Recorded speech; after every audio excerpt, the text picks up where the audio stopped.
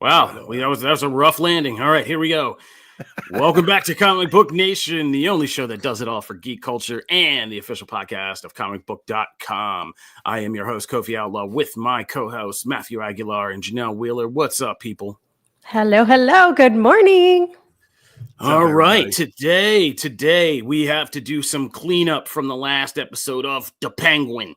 We also got some breaking news about one of Matt's favorite franchises that we got to get into. There was a bunch of Marvel stuff that just hit as soon as we got done with our week last week. So again, got to play some cleanup there. New stuff is coming our way as the holidays arrive. Holiday movies are cracking open with the release of Red 1 on our TV screens. Silo Season 2 is out. Alex Cross has a new series. Dune is about to drop to replace Penguin on HBO. So we got a lot to talk about. And as always, there's Matt's agenda, and we got to continue with the new Batman universe that is taking shape and people are taking notice. So let's get into all of it. Matt, up top, you get to go off first with the breaking news that just hit. Tell us how you feeling, buddy. Oh, man. Yeah. So the Tomb Raider series, the Phoebe Waller-Bridge helmed series that has been kind of percolating over there in Amazon recently, like I think last week, had kind of narrowed it down to some top choices to who's going to play kind of the next live action Lara Croft. And for all intents and purposes, we now know it will be Game of Thrones star Sophie Turner, also X-Men star as well. Sophie Turner will be taking on the role of Lara Croft in the new series. It has not been confirmed by her or Amazon yet, but it seems like it's just pretty much in final negotiations. So I think it's, look, I mean, we don't know much about the series yet and how it's going to kind of approach the Tomb Raider, mythology and this version of lore. We even talked about it on the show, the Tomb Raider anime that recently hit with, Haley Atwell as the voice of Laura. So we've had some, and then of course like Angelina Jolie and Alicia Vikander have all played the role, and I thought they all kind of put their own spin on it. So we've had a good run of Laura's. I'm very excited for this one because of the talent that's involved, behind the scenes and the writing of it and things like that. And now to have Sophie Turner, who I enjoy, even if I didn't, love certain X-Men films or whatever, always liked her in the films.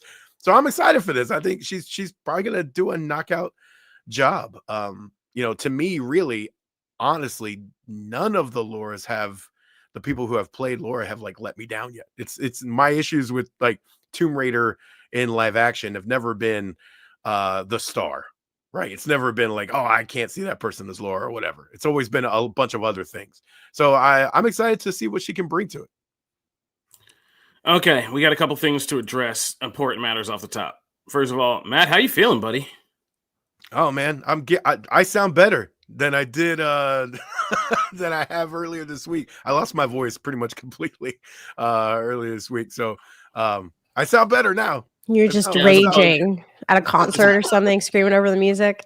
Yeah, it was really all of my my Linkin Park karaoke that happens in the car. It just caught up with me. That's just really what it was. I mean, there's a bug going around. There's a bug going around everywhere. I got two sick little ones downstairs, man. It's real. Yeah, I was holding buckets at night, man. It's real right now.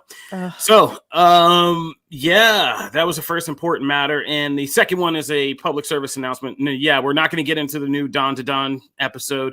Everybody's wrecked right now. All my anime heads, if you know what's popping over there. We've had a crazy week. We have a whole new anime squad forming behind the scenes over here at Comic Book, and what a week to get them into it. Time to deal with some emotional damage, and you'll leave. If you can do that, you'll last here. So we will not be getting into spoilers on that. Too many people are still kind of rolling out on that, but man, I wish we had Evan Valentine here to kind of break that down. He said he called it his best anime episode of the year, and if you know Evan Valentine, which you should if you listen to this show, that's big high praise. So yeah, we're aware, but we're gonna stay away from that one until everybody's had a chance to absorb it. But yeah, back to Lara Croft. I don't know. I've kind of like lukewarmed on Lara Croft at this point. Same. I think Lara Croft was always more fun. I think Lara Croft will always have done more for a generation of getting us to play and get us into like increasingly complex and awesome female heroines, like, Yes. around with those guns and all of that and the acrobatics and all that. It gave me a new appreciation for female heroines, which is never a problem really. When I keep thinking about it, I'm in this weird, we're the Xennials, Yeah. we were raised on like Ellen Ripley's and Sarah Connors and all of that. But yeah, Lara Croft put that in gaming. And I think, that's why now if you give me a controller and tell me like, yo, I want you to pilot somebody like Ellie in Last of Us or something like that, I'm like, hell yeah, give me the rifle. Like, let's go. And so for me, I think Lara Croft is always strongest on the video game front, but I'm always rooting for Sophie Turner. Weirdly, like I think Sophie Turner is like another person who's like weirdly had these kind of like career steps where she's tried to do stuff and she isn't like ever too bad. Like we're never like Sophie Turner is the problem here. It's just like Sophie Turner's in a thing. Exactly. Where like Game of Thrones put Sophie Turner in a dark dress and makes her hang around getting tortured for like 5 seasons, or just like Phoenix in the worst Phoenix movie ever. And it's just like, that's just what happens there. But if you've ever seen like her indie stuff or the stuff where she kind of is more of a chameleon and like changes her appearance and kind of stuff, she's a great character actress. So, I mean, I would love to see what she does here. And I'd love to see what she does here in this stage in her life. Like, she's a mom. She's just kind of broken up with the Jonas. Like there's a lot of stuff to work out in this role. So like, I'm kind of interested to see if she could, I mean, you think I'm joking, but like if you see that first promo photo and a jacked up like Sophie Turner like walks into the set, like you're gonna be like, okay, like this girl's like ready. She's coming out here to cook. Business. She wants that franchise. Yeah. Like, I love that visual. Yeah, that's great. So I mean, and what that says about the take, because she's still young enough, but like obviously this isn't like we're not going for like we're not trying to do like the young Lara Croft again. Like I feel like we're going back to that original games, like kind of like middle-aged up enough but young enough, like 30 something Lara Croft. Like I'm kind of down with that. Yeah, it's what the games have been building to. I mean, if when you like play Crystal Dynamics newer trilogy, like that's what that's been building towards, right? So like to me it feels like unless you're going to do a straight up adaptation, which you absolutely could. But in this case, it doesn't feel like that. Unless you're going to do that, I feel like going backwards is like, I feel like that's what it is. It's going backwards. I feel like it's a regression if you don't move her forward into that kind of kick-ass person with all of the context that is meant. And also, this is part of a bigger approach from Tomb Raider as a franchise. They are trying to, I mean, there's a new game in development. They're doing other things, but they're like kind of trying to find a like central design for Laura. They're trying to kind of get these kind of foundational aspects in place so that regardless of film, TV, games, it all kind of lines up and there's some actual synergy, and it's not just these kind of scattershot things of, oh, this feels completely different from this. Like they're actually trying to find like a unified vision, if you've been kind of reading some of their updates and things like that for the franchise overall. So that plus Phoebe Waller-Bridge's involvement makes me excited for what they can do here. I will be a Lara Croft fan, till I die. I will say this. If I ever thought there's a combination of people that can pull off and really go for the jugular and take that James Bond mantle, like this is the combination I would bet on. Like for them to kind of, Phoebe Waller-Bridge is witty, she's smart. Like I could see this being more female Bond kind of Lara Croft, like Indiana Jones, Bond. Like they're going for that, but with a female head on it. You know what I mean? Like in their own way. Like I hope this is like confident, formed, witty Lara Croft snaps, gets out the room with a treasure, does a flip, and just like, whatever, I'm out, and shoots up the place, gun butts a guy. Yeah. And I would love that. Absolutely. And she's able to hang in that world of like the toughest, thieves, assassins, crazy people. Like let's go there. Like, she's just a badass in the super spy world who like even would be somebody who like gives Bond a trouble. You know what I mean? She steals whatever he's trying to get. So I want to see that. It was my first cosplay ever. Like it was like our senior year, and they were like, "Oh, let's do superhero day," and I was like, "Okay." And I did Laura Croft, and it was hard back then in 2002 to find costumes or anything. So I totally like had to make the gun straps with like stretchy fabric, and yeah, man. And I couldn't bring guns to school. Isn't that crazy? I cut out hair dryers, and I like carried hair dryers. It was so great. Now you can just go down to your local Walmart, get the guns and the straps, and have it all and accessorize it, colorize it. Like you could do the whole 9 now. It's come so far. But I will always be fond of Laura Croft for that because my first cosplay. Shout out to Stephen Prime for popping in, cracking a joke about pixelated boobs, and then popping back out. We love you, and buddy. then jetting. Yeah, jet. Oh man, I love this show. All right, so yeah, we're gonna be keeping an eye on the Tomb Raider front because that was an interesting choice. And if you want to get people and grab headlines, I mean, that's not a bad actress to tap to do it. So yeah, we're gonna keep a watch on the franchise. I just know you're happy. Like Matt's eating on multimedia franchises right now. Like between The Witcher and this, you get your animation, you're getting your live action, you're getting your games. Matt, like, did you see my husband for Halloween? He looked exactly like Witcher. Did he really? Dude, it's so funny. I put him in a blonde wig because we were House of Dragon, and I was like, "Oh my god, I have to show this to Matt. I'll send you a picture. It's hilarious." Yes, please. He was miserable, but yeah.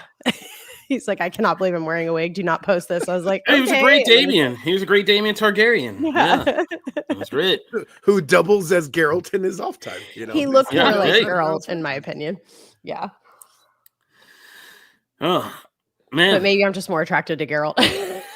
Yeah, I mean, he's cooking either way. You're like, I don't know if you're a Matt Smith or a Henry Cavill. Like, I mean, you're not. Yeah, I was gonna say, it's like you're not losing either way. He actually looks so much like the Miz. It's so funny for all of our listeners. My husband looks like the Miz. It is so crazy. That's definitely. Oh my god! Oh, why did you say that? Like, why did you say awesome? That? Why did oh my god? No. Stop us, and they're like, "Are you the Miz?" Oh my god! Why did you say that? Now I'm never going to be. Oh my god! He doesn't know him without. Now I can't unsee that. It's so great. I never thought about that once, and now I can't unsee it. How have you not gone as that for Halloween though? You go as Maurice. He doesn't do wrestling, so like yeah, but all he's got to do is wear a suit. I know. Miz is in a suit half the time, and then you could go as Maurice, and then like you would really get stopped. Then you would really get stopped. You would go places. Like, give me Ronnie and Rhea. Whew, all right. I mean, wow. I don't even know where we are right now. All right. We branched into wrestling. Yeah. Is what, like yes, craziness. Yes, we did. So that's. Anyways. Yeah, no, that was. I mean, we've come so far. That was amazing. All right, so that was excellent. That wasn't even a Kofi Allo tangent. That was a sauce right there. That was a sauce right there. All right, so that was Tomb Raider. That was our kind of live update about the Tomb Raider franchise. Let's jump into the Penguin. So the Penguin is over. Janelle, Matt, and I have had to sit on this. All my things have been like me, like finally, like rage releasing all the things I've wanted to say all along. I'm interested you are our live reaction, essentially. So what did you think of this? But how did you guys sit on this? Like, I can't even imagine. Thank God you guys didn't give me the internal conversation.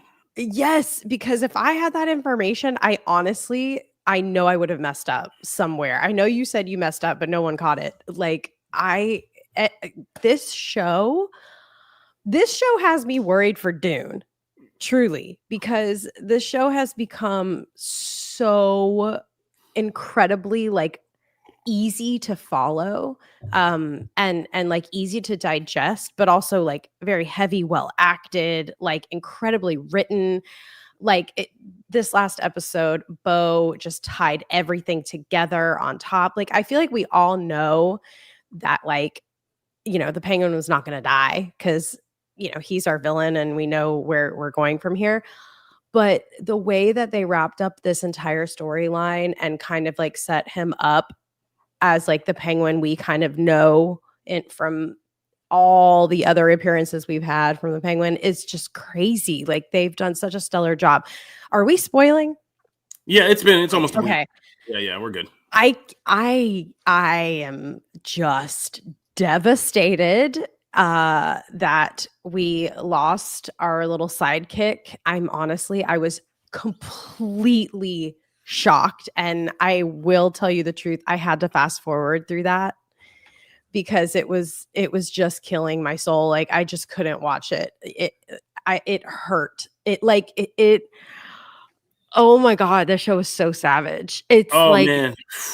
that was my Game of Thrones moment. I just I gotta couldn't. tell you, yeah, I could finally share. Like, so we got the screeners, and I binge watched this because it was hard not to over the course of Yeah. like 2 days. Absolutely. And by the time we got there, I just thought, like everybody else, they did such a good job of making me think, oh, in this episode, like Vic earns his spot. He negotiates the thing. He gets Oz out of the jam. I was like more on the Matt train. Shout out to Matt. Shout out to Matt. We're so bad because we knew all of this all along. But Matt's floating the Victor Zsasz articles about Vic because everybody was reading the whole time. But the first time through, I'm like, oh, this kid could become like he could become the killer. Like he could become the next Oz. And I'm like sitting there. So I'm thinking they're just doing epilogue stuff. And like I'm typing because I'm working while I'm screening this. And then, he gives him a hug and all of a sudden, and then you start to I wasn't even looking. You start to hear it. Like you said, you start to hear him like choke him out and you're like, wait, Stop what? it. And then I like stopped and I'm no joke. Like I was just like, and I thought so like, hard and it to keep watch. going and you're like, he's going to stop. Like he's going to be like, oh no, I can't like, and Vic's going to get away and like run away and be like, oh shit, this guy's a monster and get out of there. And then like, no, he does the whole thing. And then takes the wallet out, takes his cash, I know, and then throws his license in the thing. And I was just like, I haven't been like that since like The Wire. Probably. We have a cat man. You think he can come back? No. No. Poor Vic's gone. Like, yeah, no, I haven't. Not since The Wire has like a character killing like just haunted me. I was just like, I did not sleep well that night. I was just like, oh my God. Yeah, it was. The show has made it perfectly clear that like this is not wholesome and this is never going to be a happy ending. It is going to be just a brutal but great show. Yeah, I mean, I just loved it. We've written extensively about it. Oh, I'm sorry, Matt. I'm going to get it just quick and then because I was just going to say I've written so extensively about it. I don't want to retread everything, but I've never seen a masterful final episode that just pulls you into focus on how much of a soulless monster your central character really is. And that like the show kind of does a meta thing of it hustled you the whole time into believing this guy maybe has some admirable qualities or is worth following or liking or some tragic or some complexities. And then in this final episode, it's just like, nope, black-eyed monster. And you're like, oh. Yeah. When your happy ending, it's when Janelle's like, there's no happy endings, right? When you're happy, your happiest moment is when his mom stabs him. You're like, yeah, get in there, like stab him a little bit because he's such a like, oh my God, he's trash, right? And you're actually he's the lead. He's the guy you're supposed to kind of sort of be rooting for in this, right? In theory, right? That's the whole thing. And so you're just like, nah, like she should stab. And you were about to let her finger get cut off. Everybody knows. Everybody in the room knows. And he's so devoted to like, no, I will not be made to look a certain way, even though everyone already knows the information. So I'm going to let my mother. Sociopath. Yeah, total sociopath. Right. And oh my God. And I wrote an article that people seem to be vibing with, which is like, you don't understand this series until you watch it twice and you go back through knowing who Oz is the second time. And it's just like there you catch all these little ways that every time his head, it's like that classic pinball arcade game. And his brain is like every time those realistic impressions and thoughts about who he is hit, they like bounce off that wall and back across the court. But like even right after that scene where his mom stabs him and he goes to the hospital, he just lies to Vic about everything that happens. He's like, oh yeah, Ma, she was confused, but I saved her. Like, yeah, I got her out of there. Now I got to make this right so that, or she'll never look at me the same. And you're like, oh my God, that's all just like, you just BS. Everything you just said was BS. Like, and yeah, it's an excellent what a great impression, by the way. Yeah, I've been watching this way too much. I got to stop for It's a while. a really good penguin impression. That's pretty this gives me faith in, like, I'm just loving what DC, like what we're doing, where we're going, and how it all is kind of panning out. Remember when we were afraid? Like when I first jumped on this podcast, we were like kind of like, oh no, DC's really just not. Yeah. And I mean, I'm really, really hopeful. I'm really hopeful. And we'll talk more about all the announcements and things that came out. But like, you know, the teaser I saw like a little clip of Peacemaker teaser and things like that. Like, I'm just really excited and happy to be a DC fan right now because I just feel like this is our moment. This show alone is just. Should I shut up? Maybe not be. Yes. Did I jinx it? Okay, we'll stop there. Another article that came out of this that we wrote was about the future of this franchise and what's going to happen now. I don't know if the Penguin success is the greatest thing for DC Warner Brother right now. I think, and this is all speculation, I know nothing. I'm just a guy who's been doing this for odd number of decade and a half, and just what I feel in what I see in little bits is I think this has complicated things a lot in the sense that I don't believe, no matter what is publicly said, I do not believe that James Gunn and Peter Safran are behind the idea of like a DC multiverse, format of franchise.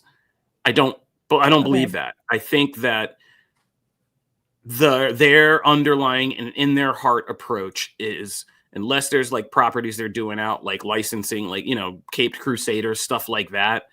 Like they want their characters and their franchises that they're doing for the DCU to be the focus, the spotlight of, the consumer base.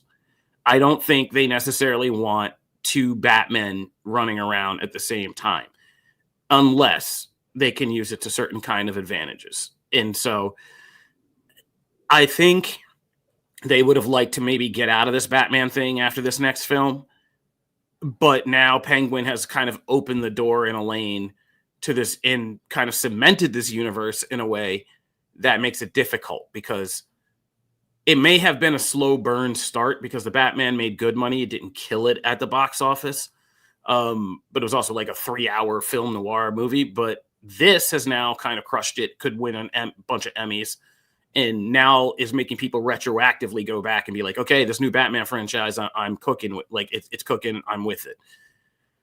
So this is kind of gaining its place right now. The DCU is completely untested right now. We don't know how that's going to do. We're going to start seeing when Creature Commandos hits in a couple weeks, and then really when Superman launches next year. So it could be, a done deal after that. If that's such a smash hit and everybody's vibing with that, then yeah, we might get the Batman Part 2, and then we might be out of here and just clear the way, because that's 2026. October 2026 is the Batman Part 2. We still got to launch a Batman with the Brave and the Bold, and a Bat Daddy Batman with Damian Wayne in the Brave and the Bold. And you can't there's no way they can keep doing this universe, especially if they're going to start the DCU in this kind of media race way they're doing, where things are already established, heroes are already established, lore is already established. Like, how you can't go very long without having to address the Batman in the room, right? Like, who is Batman? Where is Batman? What is Gotham? What's the Bat family? What's that history? So you're playing in very close time periods, right? I don't know. I think this is going to be a lot of conversations at Warner Brothers right now. I think that's what's going to be happening behind closed doors about, like, what do we do here? Like, we have these two franchises. We prefer to clear the way, or how do we make them coexist in a way that doesn't overlap? My theory is that you could just do keep a Batman in a spotlight on the big screen while the other universe kind of works Batman stuff more on the small screen. And what I mean by that is, okay, so you get the Batman 2 in 2026, right? After that, take a break. I mean, we're used to long waits between these movies, correct? Like, so take a break till like 2030 is the next time we'll see like the Batman Part 3. In between, while Batman's doing that, you know, you can work after Superman, you can work some Batman references on the small screen and whatever DC projects you have. It doesn't have to be a DCU project, like a Batman project. You know, you can have Nightwing show up. You can have this, that, and the other happening in these other shows. So you have a Batman DCU presence starting to build while the Batman is in theaters.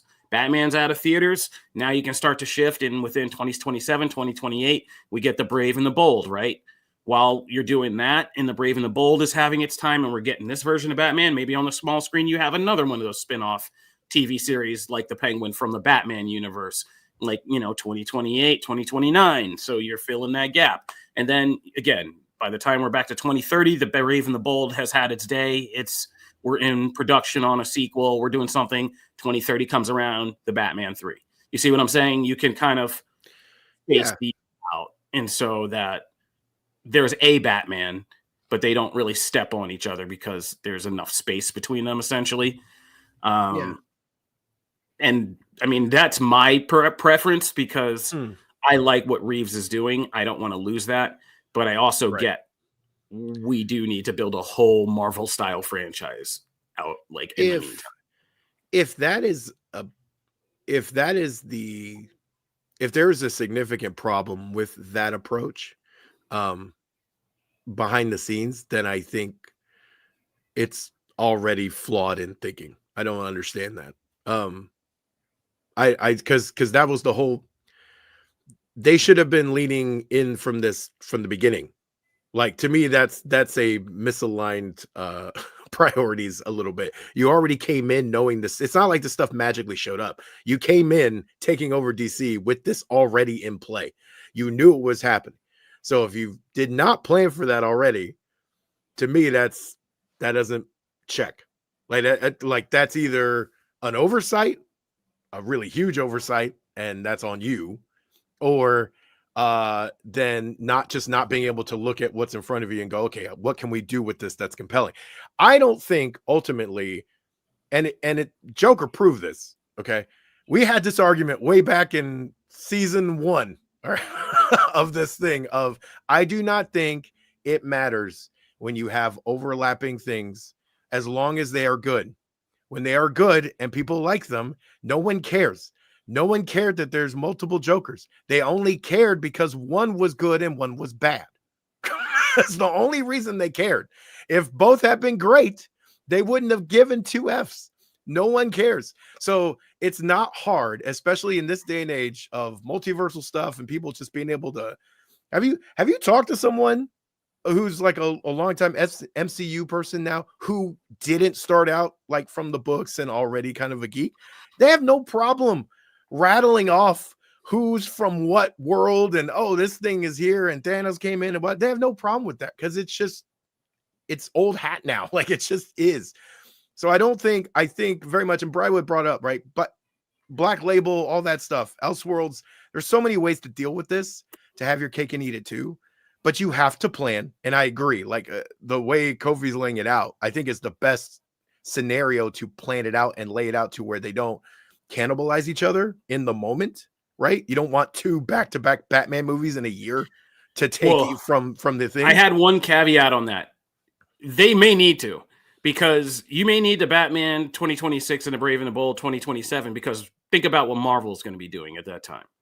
Like, Marvel at that stretch is going to be doing Avengers Doomsday, Spider-Man 4, Avengers Secret Wars, and anything else they pump out in between now and then. So at least those 3. That's billion potential. That's 3 billion in a year potential right there.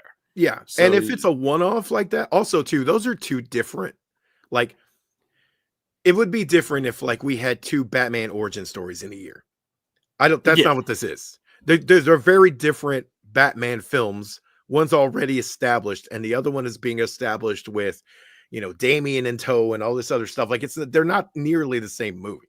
That would be different as well. So I think it'll be fine. Again, though, if they're going into it and they're looking at it like that's a problem and like we don't want that, well, then I think that's already a bad sign. Like, I think that was a bad decision from the get-go, if that's the actual case.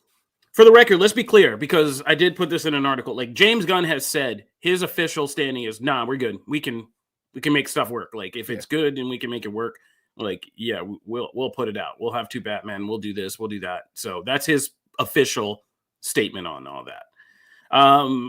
All right, we could keep it rolling because we got a lot to do. But Janelle, did you have any final statements on this? Because you are tired of Batman as is. So how much Batman could? So as a sampling, no, but seriously, as a sampling, as like a mainstream consumer in the at the movie marketplace, would you be able to handle that? Totally. I'm a different case because of all of our comic reading and stuff like that. Like Batman, I think I guess I'm not representing the general public as much because of our comic stuff, but I think generally like there hasn't been too much Batman, and there's been a lot of stories outside of Batman. Like there's been Suicide Squad and Birds of Prey and Peacemaker and now the Penguin and the Joker and the other, I think that is fine.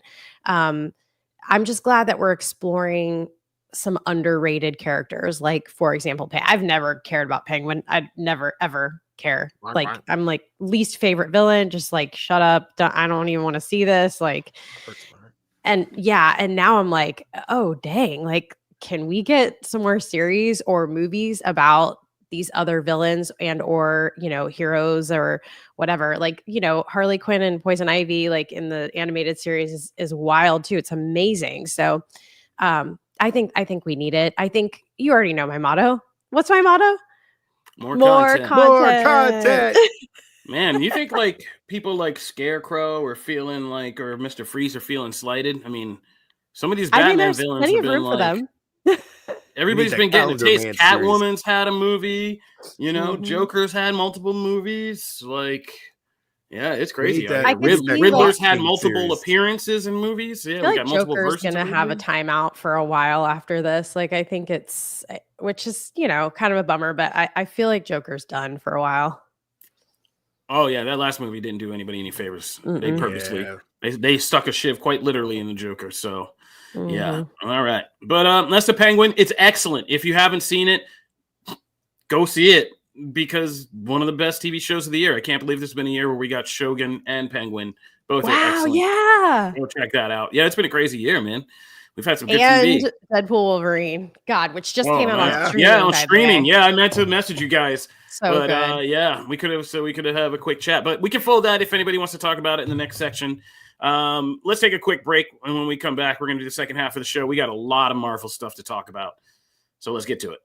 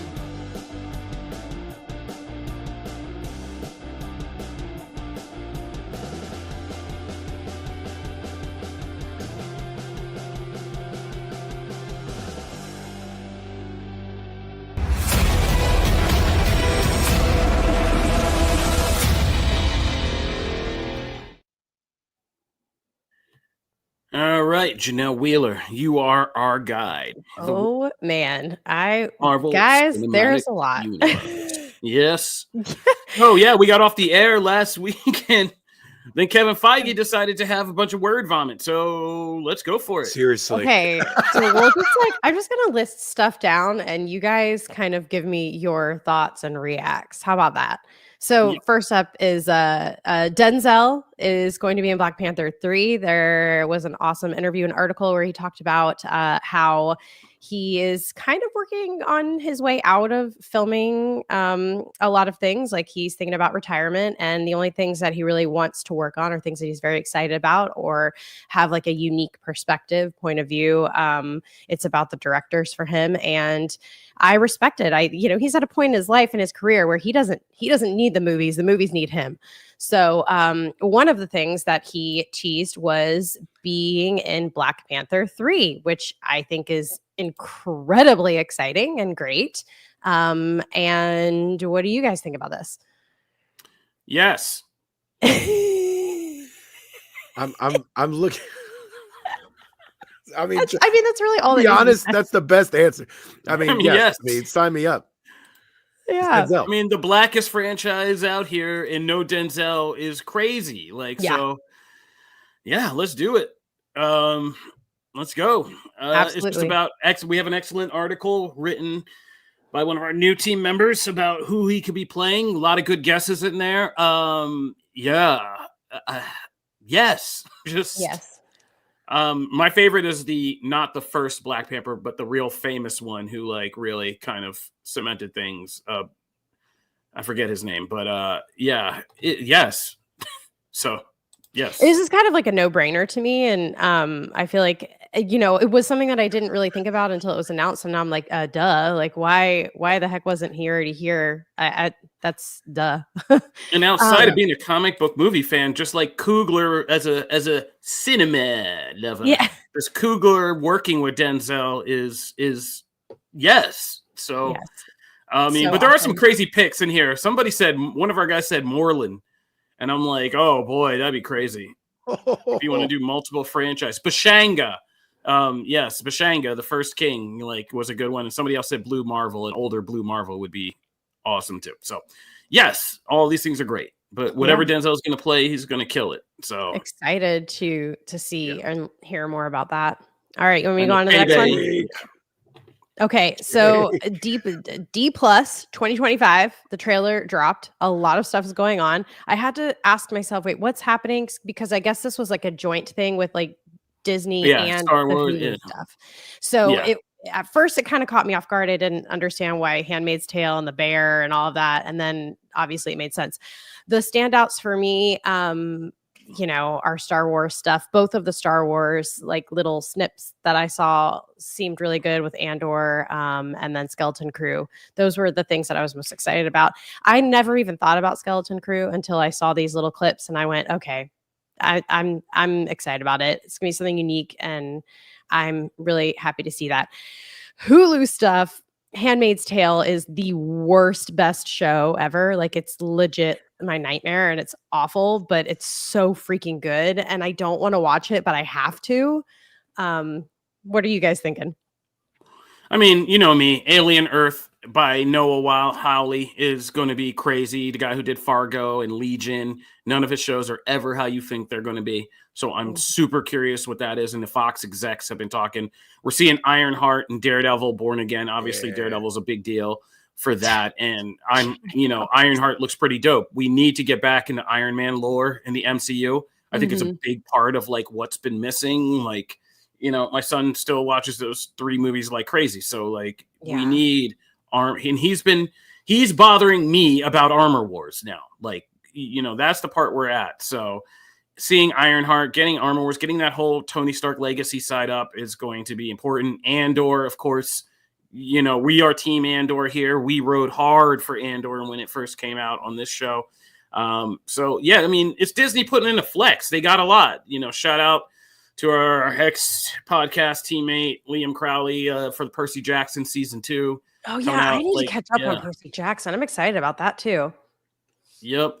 That was a really So good Disney's season. just flexing. They're gonna have some pretty dope stuff coming to the streaming service. And you forget now they have fully integrated like the Disney Plus, Hulu kind of interfaces now. Disney Plus. My son got in my account and he was like, "What is all this stuff in your account?" And your account? I was like, "Oh, get out of here!" I was like, "You shouldn't be seeing like ads and stuff. Like, get out of here." That's great. Yeah, and good reminder from Ron Burrell over on YouTube. Yes, and what if season 3 with Storm and dude. We're gonna talk about those. Don't you even worry. Oh wait, we have the full lineup. Yeah, we're getting ahead of ourselves, aren't we? Don't you All right, worry. so but yeah, the D plus looks like it's gonna be worth holding on to. Hulu, I mean, I keep Hulu on deck always, so that goes without saying. Gotta love that Golden Bachelorette. Yeah, I mean, it's a perfect.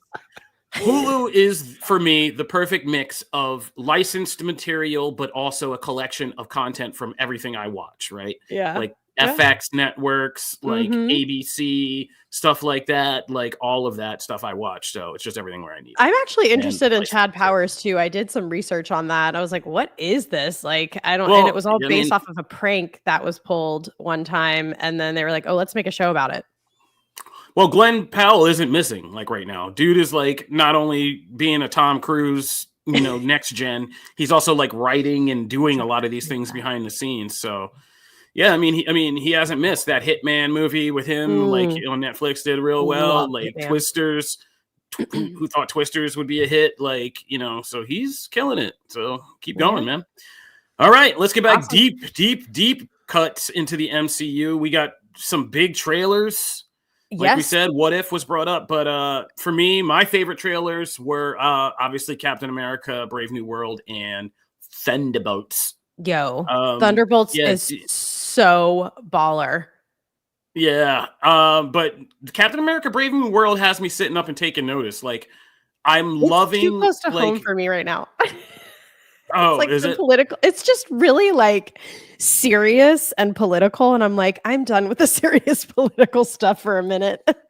Oh yeah, no, that is valid. Like, it is valid to take a break right now. Yeah. I have been deep into my fantasy worlds the last week myself. I just need a break as well. So, but I do love like I was a kid. We're 80s kids, and I love 70s cinema. Like 70s cinemas, like really got me. Because those were like the things you watched on HBO. That's what they had, in bulk.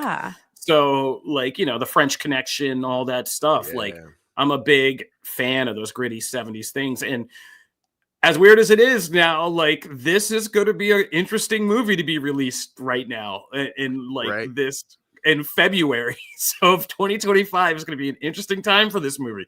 So I'm kind of really interested to see now how this plays. And how this goes, because woof, what a time.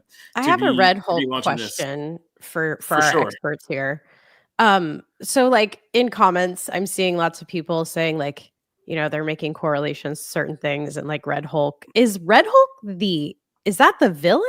Like, I'm confused because we have an excellent article called Captain America, Brave New World. Who is perfect? Because I thought that Red Hulk becomes like not a villain, and he's like, I don't know. I'm very confused.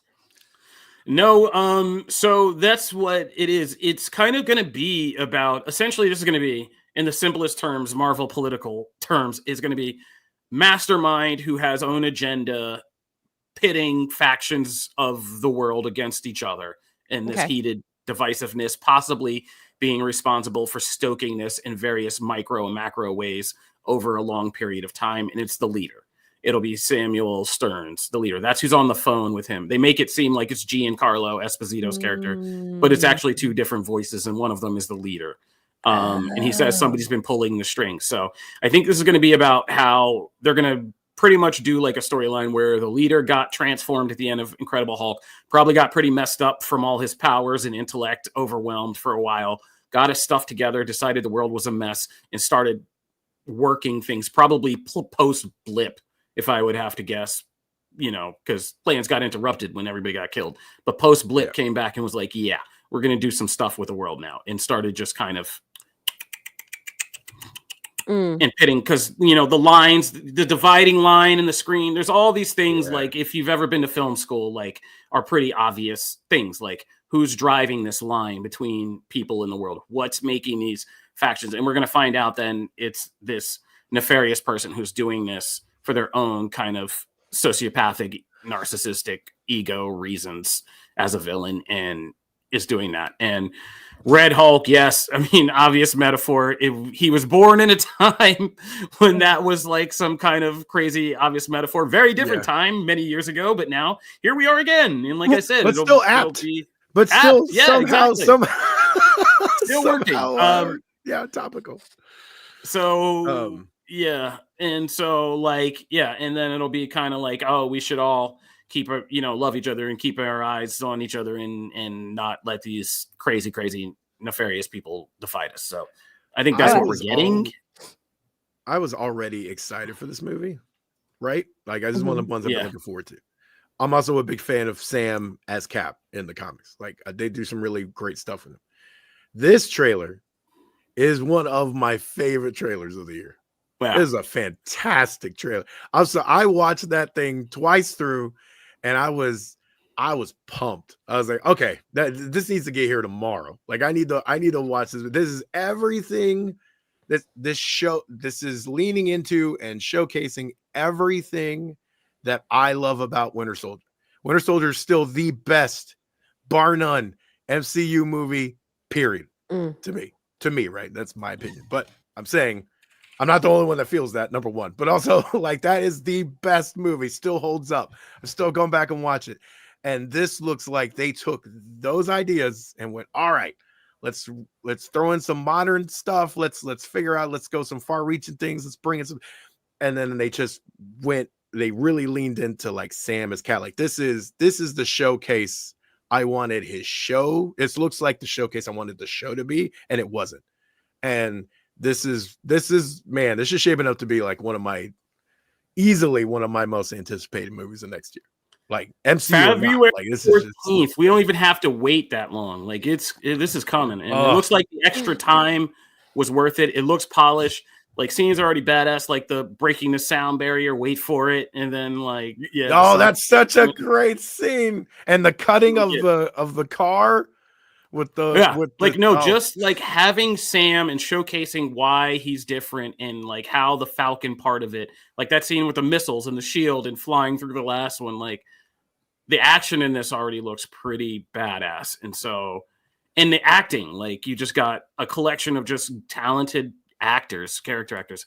Seeing Mackie and Harrison Ford in scenes together looks like it's going to be awesome. Giancarlo Esposito is awesome. The lady playing Sabra, like, everything about this looks like it's going to be the next Winter Soldier, except maybe a little bit more darker and high octane in some ways, and obviously dealing with some deeper socio-political issues. So I'm in, man. Let's go. Thunderbolts. But Thunderbolts is like also good, but completely different vibe of good. That's what I'm excited about. That's my number one. I'm absolutely thrilled about Thunderbolts, and I'm shocked because I don't feel like particularly connected to any one of these characters. Like, I like them, they're cool, but I'm not like, it's not like my love for Strange until we get Bucky being Winter Soldier. Okay, this is not the freaking Winter Soldier that we got in Falcon Winter Soldier. This is Bucky acting like the hot Winter Soldier Bucky that I am obsessed with, that I loved when I was first introduced to Winter Soldier.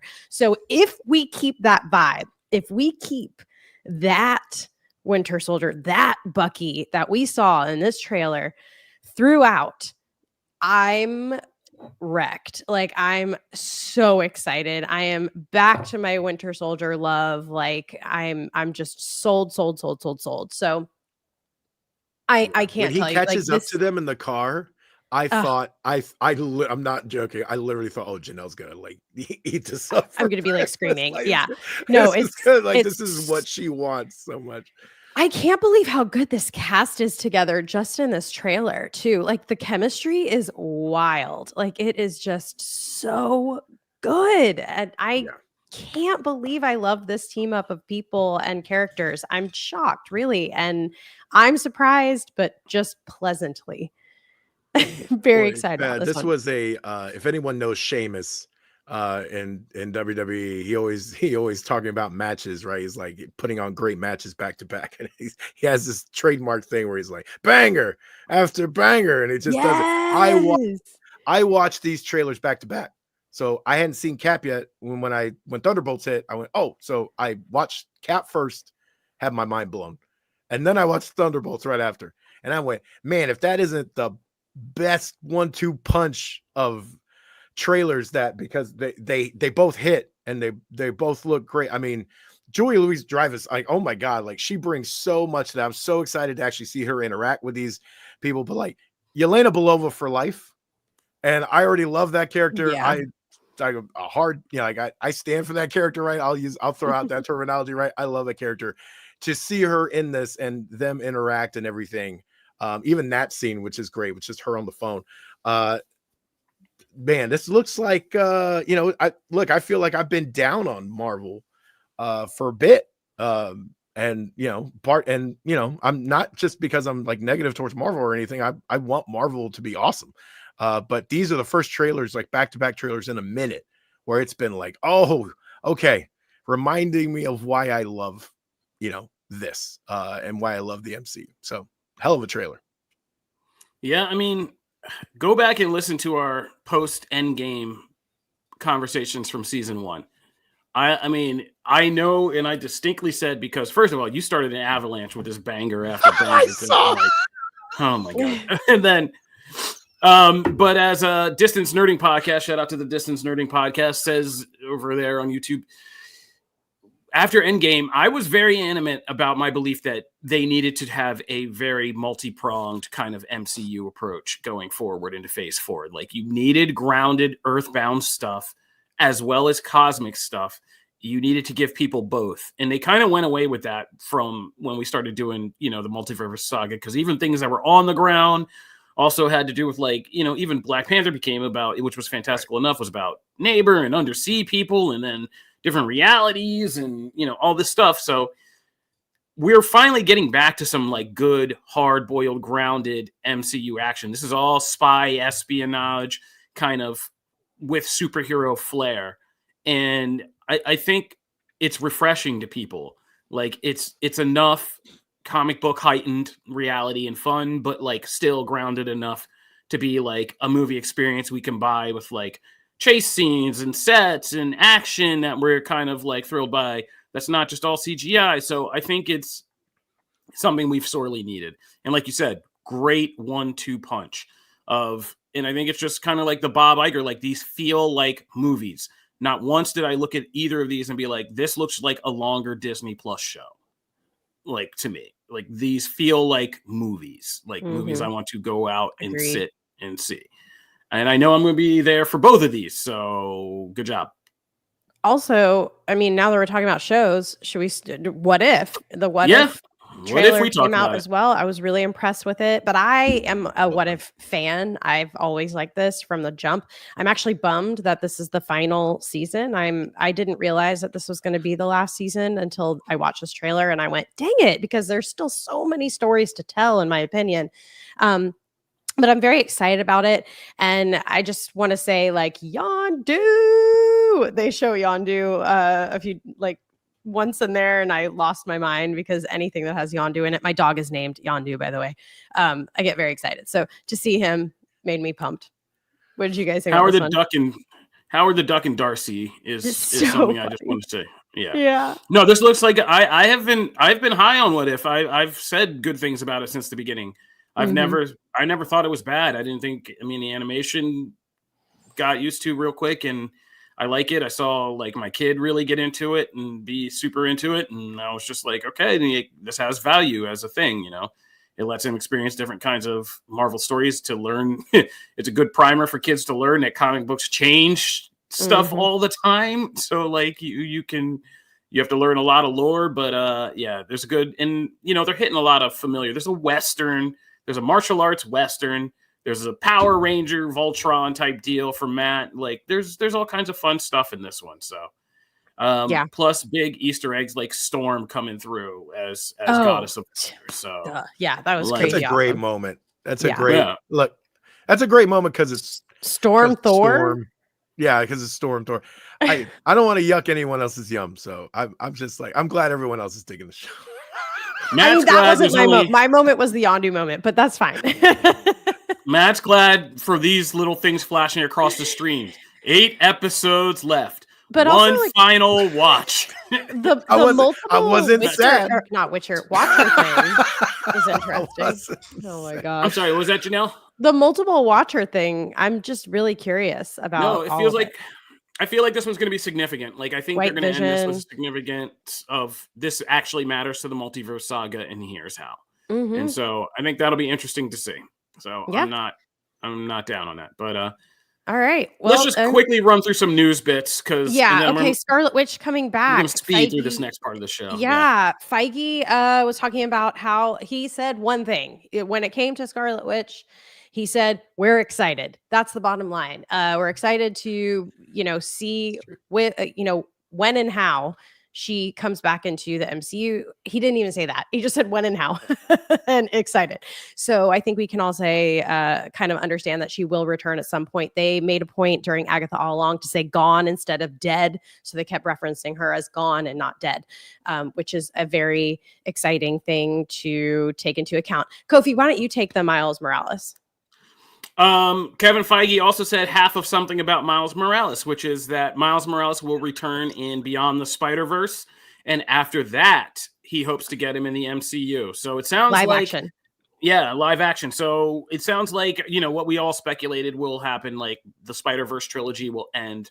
Miles will get kind of left in a place where maybe the Spider-Verse and the multiverse saga finally link up and it all kind of ends up, or he ends up in Secret Wars, depending on when we get Spider-Verse. We don't we don't know when they're actually getting this movie out. But if we get it before Secret Wars, say in 2027, I could see it ending with the surprise that a live action Miles Morales makes his debut in Secret Wars, then ends up in the MCU. I can't wait to talk about actors in that role sometime. Distance nerding. Yeah, Brazil turned Kevin Feige out. He went out for one night in Brazil, and then all the Marvel secrets just kept leaking out. Those Capareñas. Love it. Capareña. Capareñas. What do you know about? I didn't know you know about Capareñas. You know about Capareñas? Okay, all right. That's my go-to. I was a bartender. I had to make those things. I was muddling, man. That was. Oh yeah, hey, and I will send it back. It is an exact science. I got a Caparina spot around here. Like try to keep that on the low there. But okay, all right, that will be our outing. That should be our outing. It's actually ironically down the street, and I don't want to out anybody, but it's really in the vicinity of one of our old workplace buddies, one of your old girlfriends from the workplace. Oh, hey. Was by there. Okay, awesome. Yeah, all right. Yeah. So, all right. Anyway, back to the show. X-Men will eventually. Yeah. Let's just run through these. Eventually, X-Men will be here. Kevin Feige made it a point to say, they're going to be a focus of an MCU story arc when they get there. But we all know when they're getting here. I told you it's 2028 when the next saga begins. It's going to be centered around X. I mean, let's call it House of X. That'd be dope. Yeah. See, yeah. You got my hopes up with this reference. Matt's to the low Loki rumble of enthusiasm. And we'll end with Janelle. You take that last one. No, I don't know. I clicked it. I clicked the link, and I was so excited. And then I read the whole article, and I'm like, wait, where is the mention of Loki season? Oh, it's just that they're never saying that it's not a possibility. They're not saying that it's not impossible that they won't do more Loki because people love Tom Holland. So it's not impossible. I'm down. Get Tree of Life, Loki. Yep. Let's go. I'm down. I mean, they should just keep Loki running just because of the gag that Loki never actually ends up dying or being erased. He just kind of keeps on slipping into a new thing. Absolutely. Might as well keep it going. All right, so I'm going to run through some reviews and or previews real quick. We're not going to take too much time because I would love to talk about our final item and have some time for that. Yes. I saw Red 1. Okay, guys, I went out and saw Red 1. Most of our staff declined to do it. They were like, we're not doing it. But I went out and saw Red 1. I would have loved to see that. It was, the big question is this a good movie? It's a holiday movie, guys. And I think when it's holiday movies, you got to always separate your film critic from what a holiday movie is. If we want to take apart Home Alone, we can do that as film critics real fast. But who wants to do that? Like, it's a holiday movie. So so it's just like, does Red One feel like something I could watch a lot of Christmases from now and be watching like on TV syndicated in a lot of Christmases? The answer is very much so.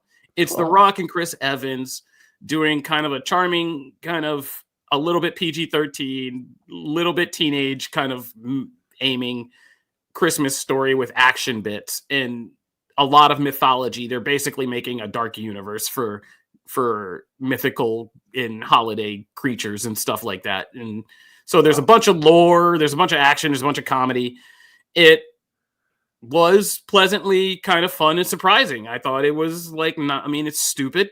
The themes are stupid. Everything ends exactly where you were because Chris Evans plays this kid who grew up cynical and always trying to debunk everything and never believed in Christmas and ends up getting Santa kidnapped, and then has to help The Rock, who is the leader of ELF, which actually stands for a whole logistics things, blah, blah, blah, blah. They're Santa security.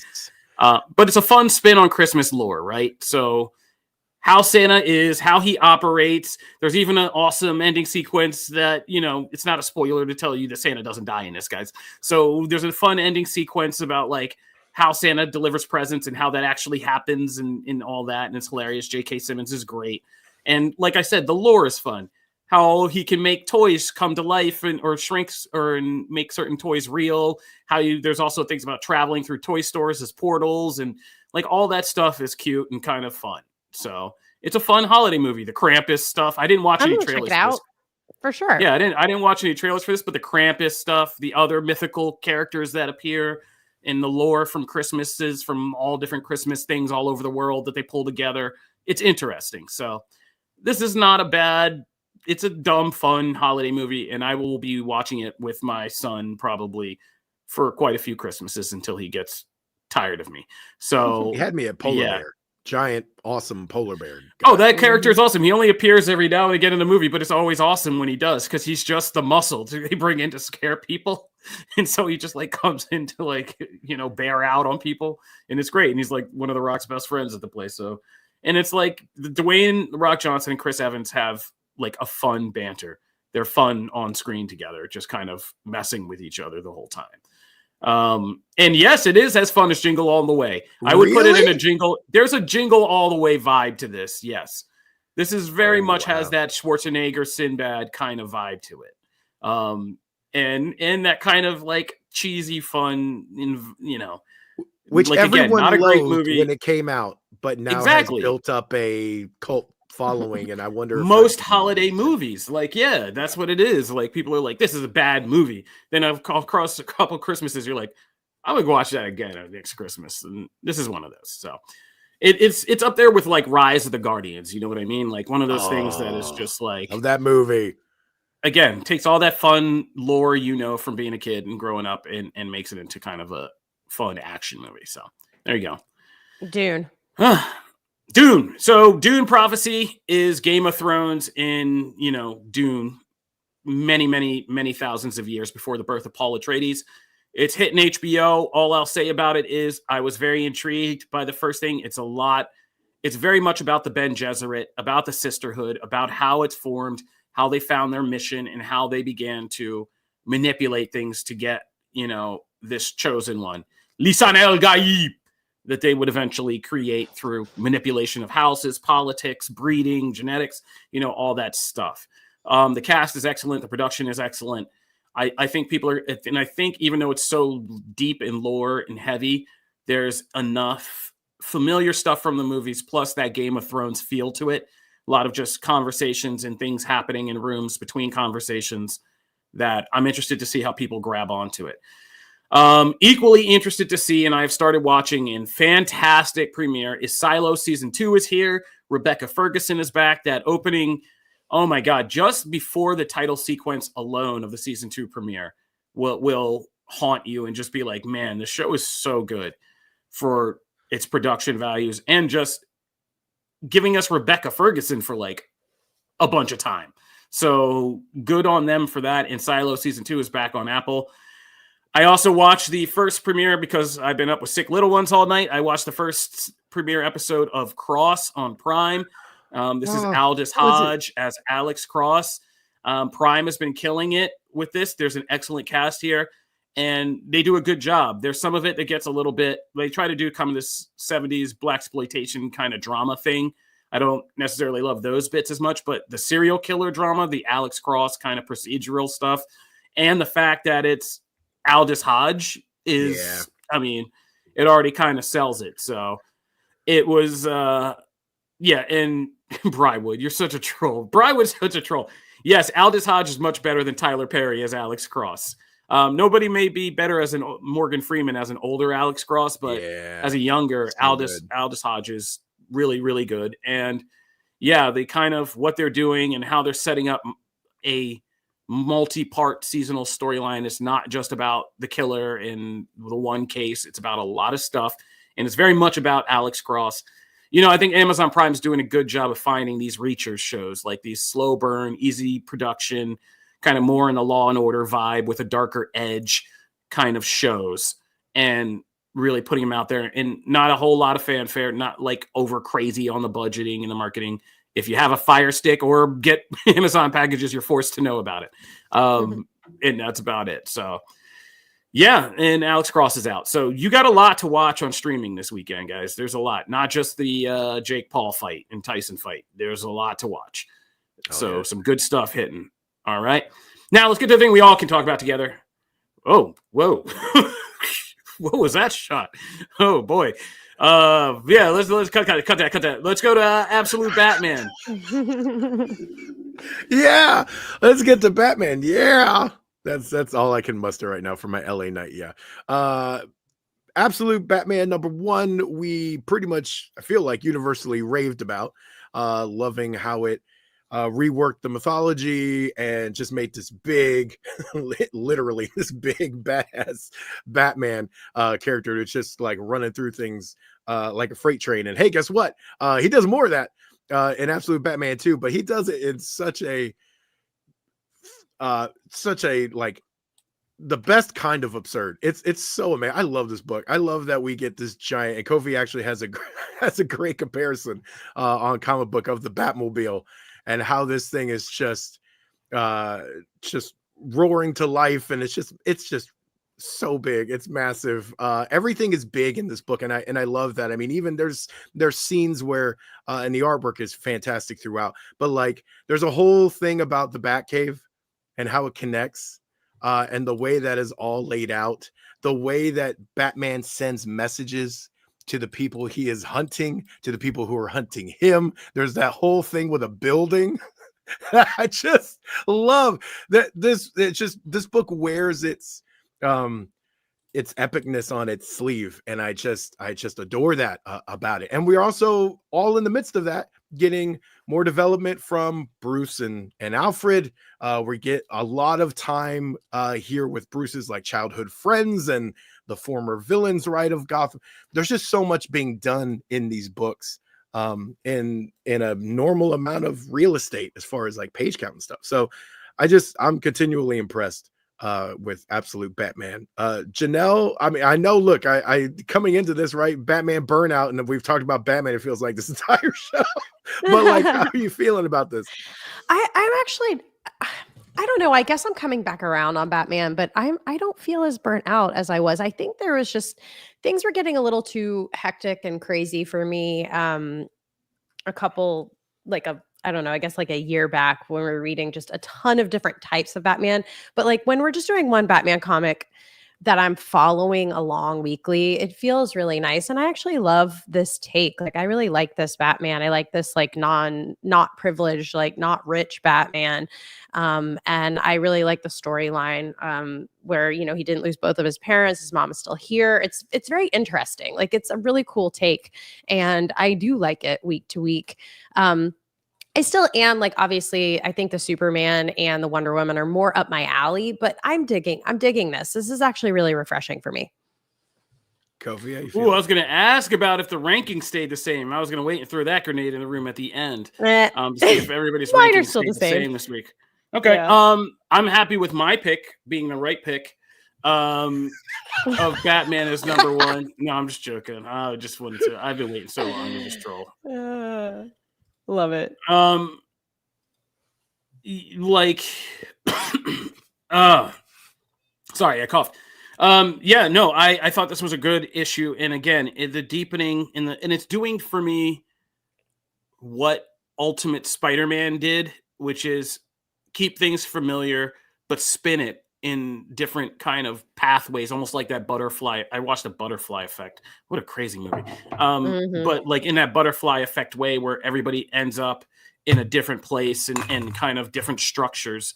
And it's been really interesting. There's a great thing I'm writing up now about what they show, really emphasizing in this issue, Bruce's different relationships with, people we think are in his rogues gallery, which is also doubles as a fun spin on an old Batman the Animated Series episode where they all sit down and play cards together. Great stuff. That's deep level joking, deep level humor from Scott Snyder.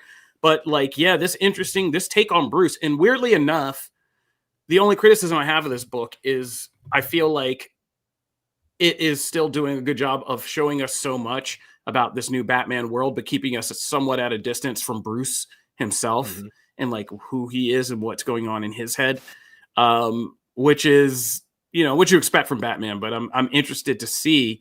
It's creating the intrigue of me getting more inside Bruce's head, seeing his background, what more of those flashbacks, what he did after this horrible event, because we get in this one that his, how he settled on the bad identity in this version was way more traumatic and crazy than, in the typical universe. And interesting things like that you find out in these flashbacks that are slowly kind of shaping for us without outright telling us, who this Batman is, what he's about, and kind of what's going on inside him. So, and on top of that, you got awesome action. So you get crazy action scenes and things like a, rigid dump truck Batmobile that, looks like a crazy Transformers battle station, rolling out. So it's got spectacle. It's got that, and Bruiser, big Bruiser Batman. I'm kind of digging this. Although I don't know how this dude maintains any kind of secret identity, because there's two dudes in Gotham that big, Batman and Bruce Wayne. And if I saw one of them, I'd be like, bro, you are the other. So. Yeah, seriously, right? You look like Batman. It's the Superman glasses thing, right? Of I don't know, man. At least in some of the versions, they always do Clark is hunched, and walks differently. He makes an effort to look different. This dude walks in. How do you not look at him and go, yeah, that's Batman? Because he's wearing a cap, Matt. He wears a cap. He has a cap pulled low. Yeah, changes everything. Who's that guy? Oh no. There's no way Batman's into sweatsuits. Why not? Those things, they rock. But no, that's what I'm thinking. That's the everybody knows about those gray sweatpants. Ridiculous. I love it though. It's so good. Also, and I'm glad that you touched on it, Janelle. Because there's so much the Martha stuff. They've done such a good job of moving her into other circles, right? The whole Jim Gordon conversation. Can we talk about that for a minute? Can we put a pin in that? Yeah. Did anybody else get the vibes? Was anybody else catch the vibes right there in the Jim Gordon scene? That there was something. Yeah. Just saying. They were talking. They were a little familiar. I don't know, man. I don't know.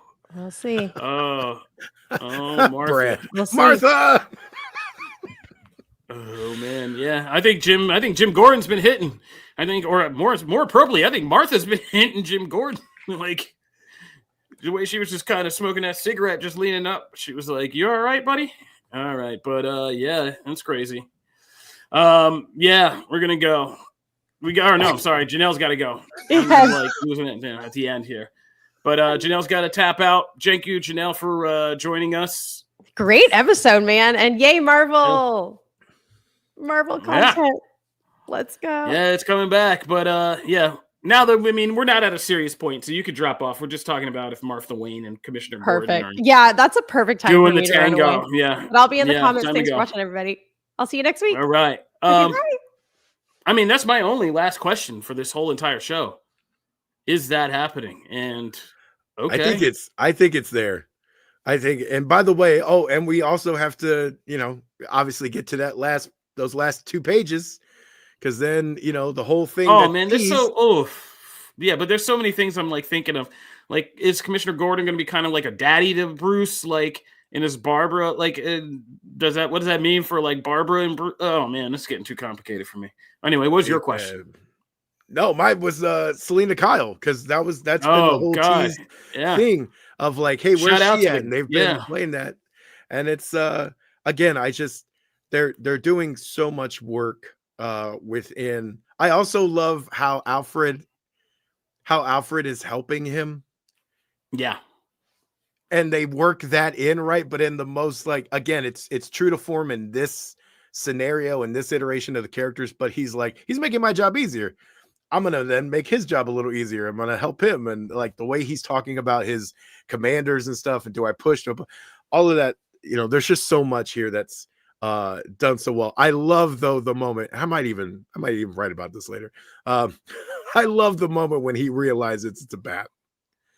When he sees the cave lineup, and he's like, oh, like he's almost annoyed, and he's like, well, at least he's dedicated to the bit. yeah. Oh yeah. It's such a good moment. Yeah, the insignia thing. Yeah, that was a good one. But it is. It's that it's still, you can see the Alfred Bruce relationship in the way he's becoming to, like, care for him, but on this like different way, right? Like this Alfred cares about the guy who's doing the mission, right? Like as opposed to caring about the person. It's interesting. So, Absolute Batman, we think you should absolutely pretty much check out, right? Yeah. Oh, yeah. I mean, my ranking has also not changed, but I am waiting for all the second issues to hit before I reassess. So Wonder Woman's next, and then Superman. And I will be, because this was a super strong second issue. Like if one of the others does kind of come down a little bit in their second issue, I could see this making some movement there. I also did want to give, did yours didn't change, right? No, my rankings have not changed. I did want to give some love to G.I. Joe #1, which also came out this week. Really, like, I mean, I've been loving what they've been doing with the G.I. Joe singular issues, but this is where we get our first kind of big team book, and the first mission goes horribly awry. But this feels like real, like, quintessential G.I. Joe, and I'm also surprised at like some of the things they're doing just in the first issue. I mean, we'll just say, like, no one's safe, right? No one's safe in this book. So really dug that as well.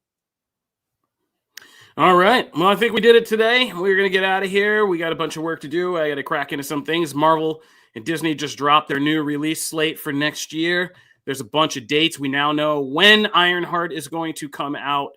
That'll be on June 24th. We now have a date for Eyes of Wakanda, Marvel Zombies, Predator, Badlands, Wonder Man, and and Daredevil. I think we already had a date for that, but we got dates for all that stuff. Everything Disney now has a date, so we got a lot of work to do. I'm gonna hop off. We got new looks coming at things, new Fantastic Four synopsis that could suggest a lot of stuff. So once again, we just did a show, and we should be doing the show. All right. This is Comic Book Nation. We are going to get out of here. I am Kofi Outlaw. My buddy Matt Aguilar is still on, and our friend Janelle Wheeler already had to get out of here to go take care of some new mom stuff. But check us out on all the podcast feed. Subscribe to the Comic Book YouTube page and our YouTube page, Comic Book Nation. We'll see you guys next week. Peace. Deuces.